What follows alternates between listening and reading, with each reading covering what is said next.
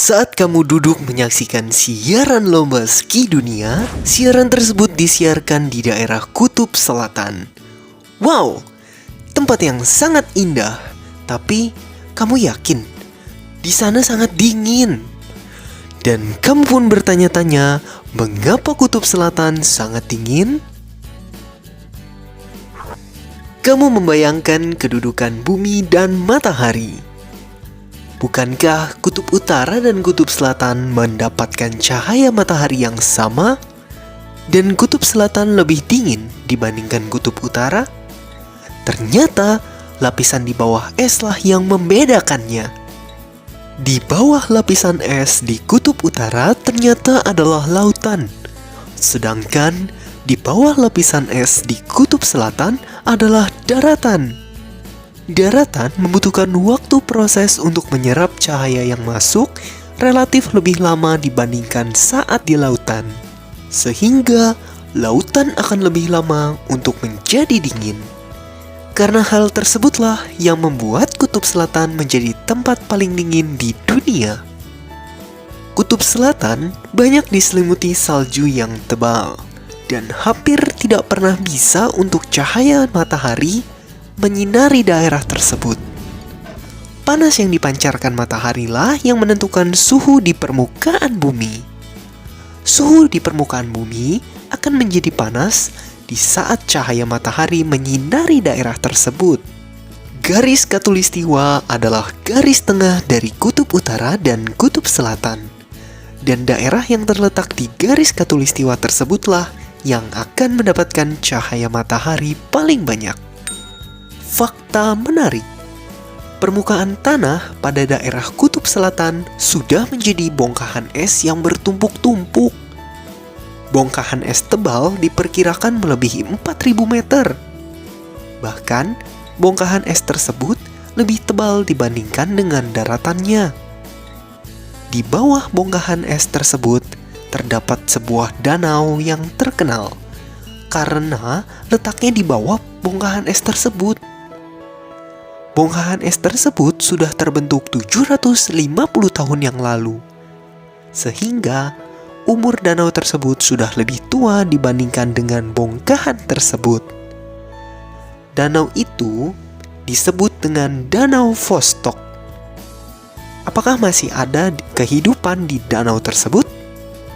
Tuliskan jawabanmu di kolom komentar. Kamu mengganti siaran televisimu, menyaksikan siaran fiksi dengan latar zaman kuno. Kamu melihat sosok yang sangat besar menderu di depan televisimu. Ya, itu dinosaurus. Kamu pun bertanya-tanya, apakah dinosaurus sudah punah? Di zaman purba, diyakini bahwa di bumi penghuninya adalah dinosaurus.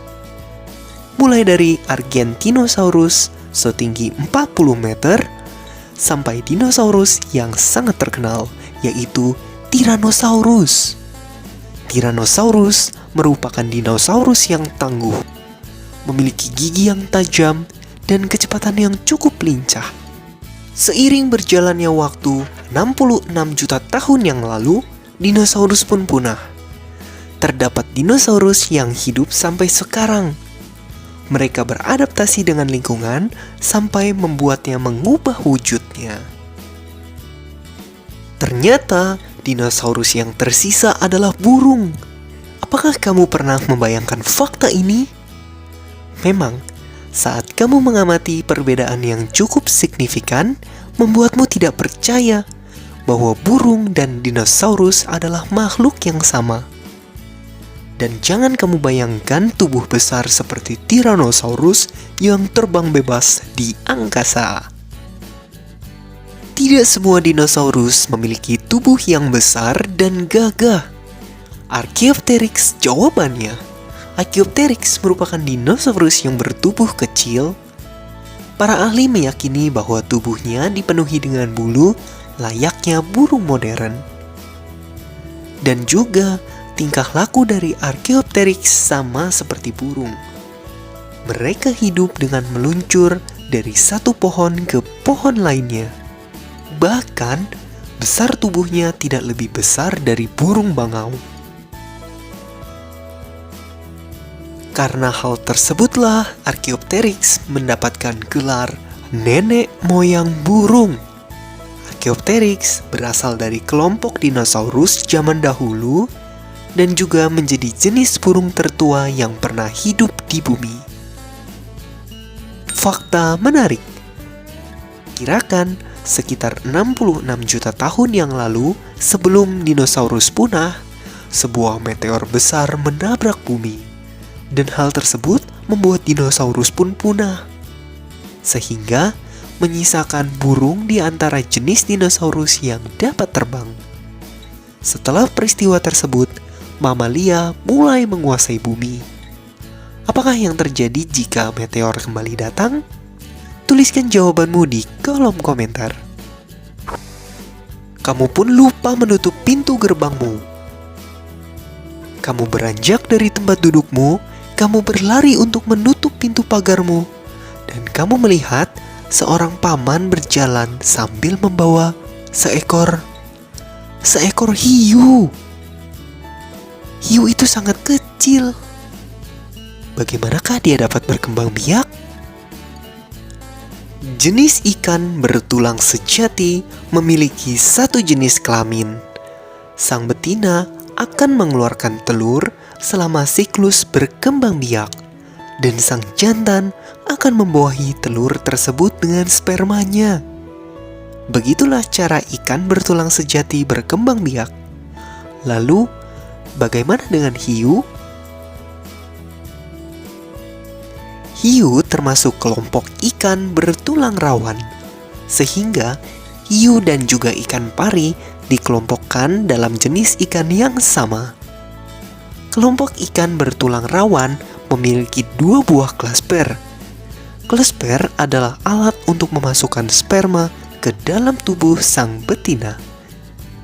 Sehingga untuk membuahi telur pada hiu betina harus membutuhkan klasper.